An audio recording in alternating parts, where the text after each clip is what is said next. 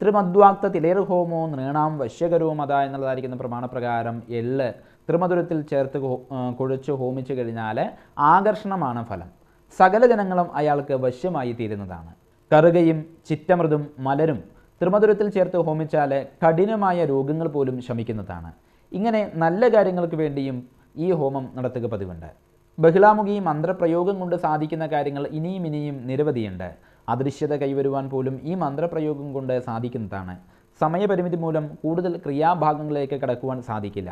വിധിപ്രകാരം ചെയ്യുന്ന ബഹിളാമുഖി ഹോമത്താൽ ഒരുവന് ശത്രുക്കളിൽ നിന്നും പൂർണ്ണമായുള്ളതായിരിക്കുന്ന സുരക്ഷ കിട്ടുന്നു എന്ന് മാത്രമല്ല, അയാളിനെ ഉപദ്രവിക്കുവാൻ ശ്രമിക്കുന്നതായിരിക്കുന്ന വ്യക്തികൾക്ക് സ്തംഭനം കൂടി ഉണ്ടാക്കപ്പെടുന്നു.